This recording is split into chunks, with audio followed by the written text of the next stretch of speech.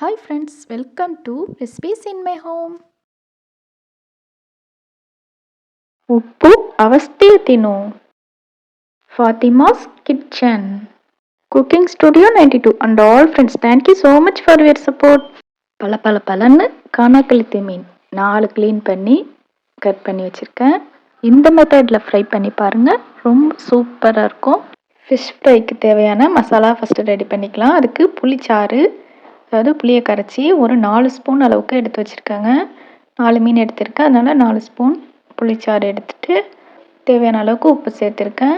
உங்களுக்கு காரம் எவ்வளோ தேவையோ சேர்த்துக்கோங்க. இப்போ 3 ஸ்பூன் அளவுக்கு காஷ்மீரி சில்லி பவுடர் ஆட் பண்ணிவிட்டு 2 ஸ்பூன் அளவுக்கு நார்மல் சில்லி பவுடர் ஆட் பண்ணியிருக்கேன். மல்லித்தூள் 2 ஸ்பூன் அளவுக்கு ஆட் பண்ணியிருக்கேன். இஞ்சி பூண்டு பேஸ்ட் 1 டீஸ்பூன் அளவுக்கு ஆட் பண்ணிக்கோங்க. மெயினான நம்ம சீக்ரெட் இன்க்ரீடியன்ட்ஸ் என்னென்னு பார்த்தீங்கன்னா 2 டேபிள் ஸ்பூன் அளவுக்கு அரிசி மாவு ஆட் பண்ணிக்கோங்க. இது கண்டிப்பாக சேர்த்துக்கோங்க. மீன் எண்ணெயில் வைக்கும்போது மசாலா தனியாக பிரிஞ்சு வராமல் இருக்கும், அதுக்காக சேர்த்துக்கிறோம்.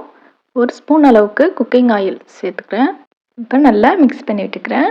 ஃப்ரெண்ட்ஸ், நம்ம சேனலில் புதுசாக பார்க்குறவங்களா இருந்தால் சப்ஸ்கிரைப் பண்ணி வச்சுக்கோங்க. பக்கத்தில் உள்ள பெல் ஐக்கான் கிளிக் பண்ணி ஆல் ஆப்ஷன் கொடுத்து வச்சுக்கோங்க. அப்போ தான் அடுத்தடுத்து போடுற புது வீடியோக்கள் உடனுக்குடன் உங்களுக்கு நோட்டிஃபிகேஷனாக வந்து சேரும்.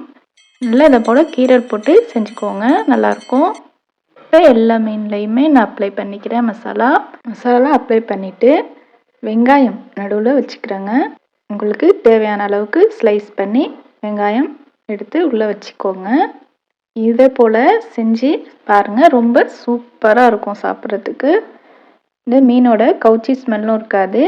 இந்த வெங்காயத்தோட மீன் சாப்பிட்றதுக்கு ரொம்ப சூப்பராக இருக்கும்.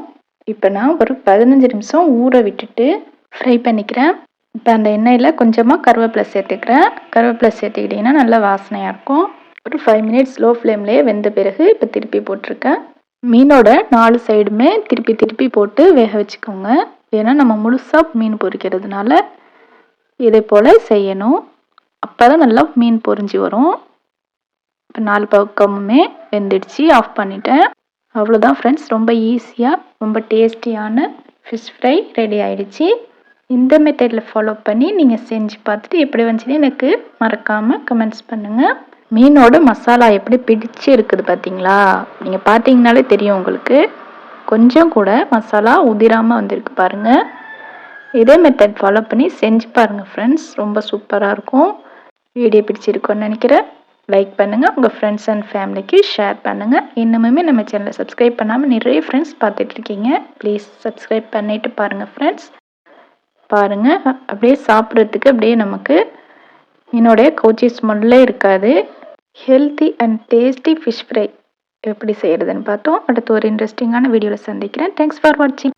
ஃப்ரெண்ட்ஸ், சப்ஸ்கிரைப் பண்ணுங்கள், பக்கத்தில் உள்ள பெல் ஐக்கான் கிளிக் பண்ணுங்கள். நன்றி.